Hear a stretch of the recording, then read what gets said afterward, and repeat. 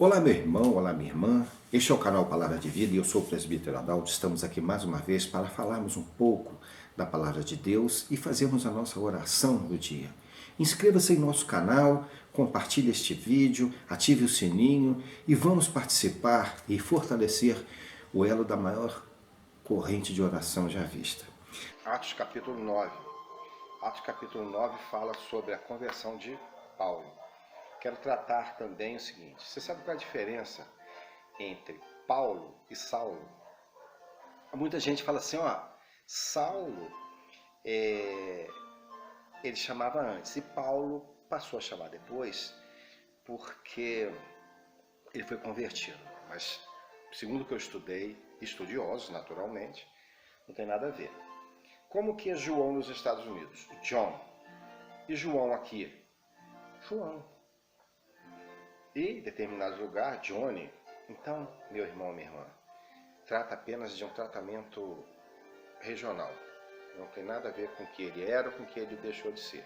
Só que lá, em Roma, ele passou a ser chamado de Paulo e prosseguiu com o nome de Paulo. Então, o que está em Atos 9, fala da conversão de Paulo e como como ela aconteceu.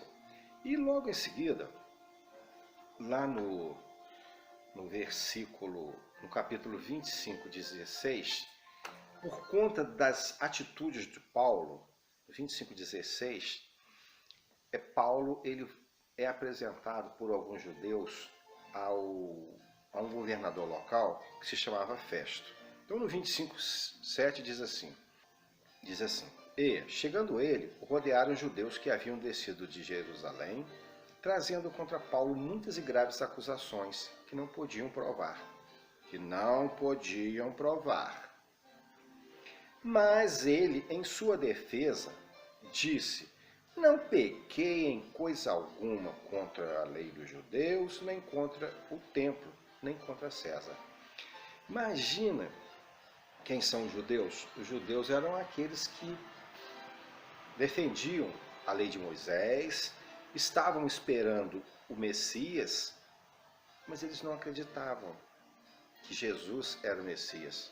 Assim como, segundo alguns estudos, eles ainda esperam o Messias, o povo judeu.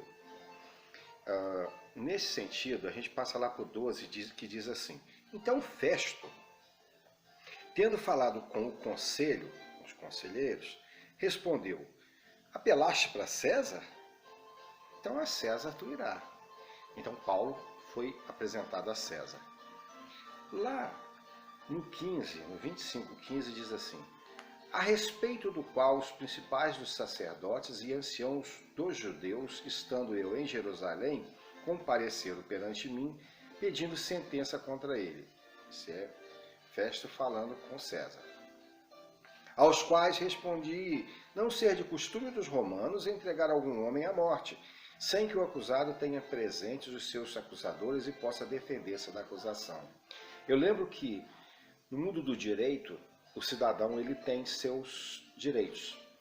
E Paulo ele era cidadão romano e ele tinha os direitos por conta dessa cidadania e o direito de defesa e de julgamento. Então aqui no momento que a gente vê o contraditório e ampla defesa, já aqui, logo depois da morte de Jesus. E sabe quando que no Brasil começou a existir a ampla defesa? Isso é uma curiosidade. Com a Constituição de 1988. Pode uma coisa dessa? Até mesmo administrativamente. É o que eu falo muito nos meus vídeos com relação ao militarismo, à administração pública, com relação a isso. Então, meu querido, minha querida, meu irmão, minha irmã, se na Constituição de 88 a gente prevê o contraditório e ampla defesa, lá na Bíblia, lá atrás nos primórdios, já existia a previsão do contraditório e ampla defesa. Por que que nós não vamos aplicar isso aí com os nossos irmãos, com os nossos chegados, com todos aqueles que nos rodeiam? Às vezes alguém fala de uma outra pessoa, igual está lá no versículo 7, não podem provar. E é muito sério isso. Quando ouve alguma coisa, a gente tem que procurar saber a fonte, procurar a prova. Se alguém não tem prova, nós não devemos tomar isso como verdade absoluta. Neste sentido, dentro da igreja também deve ser assim. Devemos ficar muito atentos sobre as diretrizes a serem tomadas e aquilo que nós devemos falar. Portanto, nós devemos ser prudentes na hora de lidar com verdades que não são absolutas.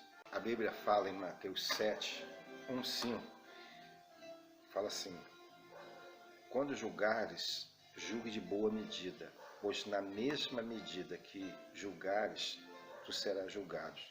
Então, quando a gente tem que julgar, a gente tem que julgar de boa medida.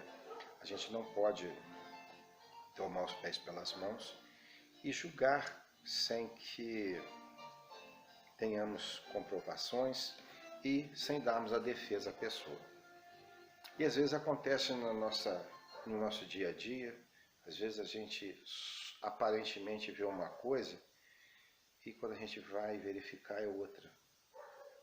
Aí a gente, pronto, já falou o que não deveria falar, a outra pessoa já ouviu o que não queria ouvir e falou o que não queria falar, o que não deveria falar. É aí que começam os conflitos. Os conflitos, muitas das vezes, eles podem ser evitados por sabedoria.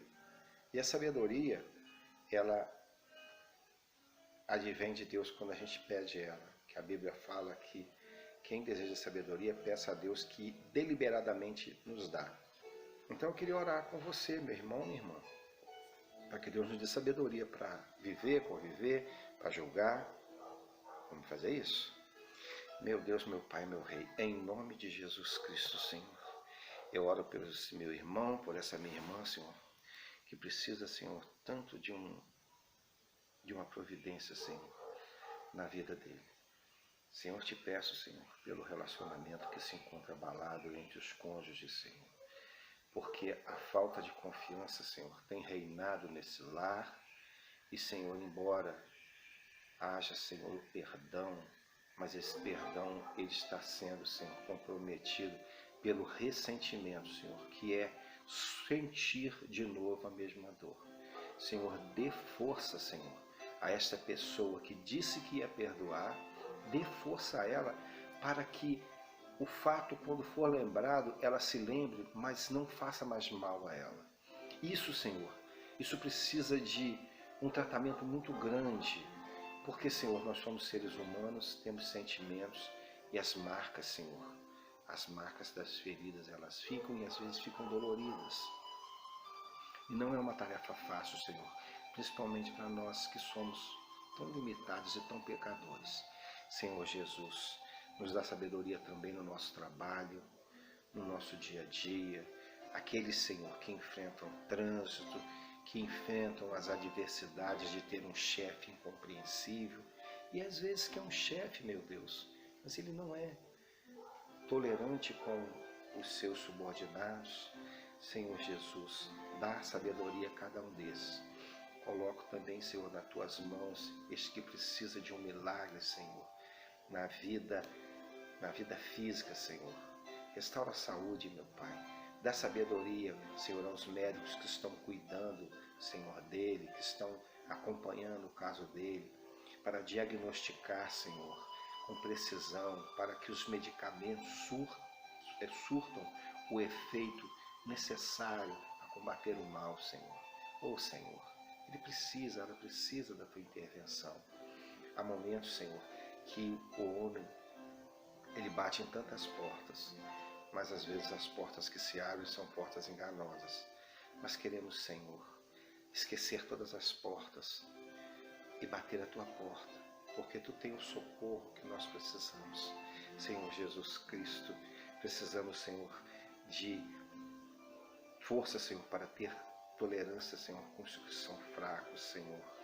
Sabedoria, Senhor, no falar com o nosso filho, com nossa filha, com nossos amigos, com nossos entes queridos, com aqueles que nos fazem mal, Senhor.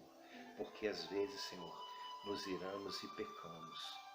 Senhor, a tua palavra diz que a Até podemos nos irar, mas não podemos pecar. Nós não queremos viver pecando. Sabemos, Senhor, que isso te desagrada e queremos, Senhor, estar aos teus pés para quando nós ajoelharmos e pedirmos algo a ti, Senhor, nós não termos uma voz que nos acuse, Senhor, porque isso, Senhor, pode ser impedimento, meu Pai, para que nossa prece, Senhor, seja atendida por ti. Eu quero, Senhor, colocar a vida desse meu irmão, dessa minha irmã. Senhor, há um problema sério na vida dele, Senhor, que precisa ser resolvido.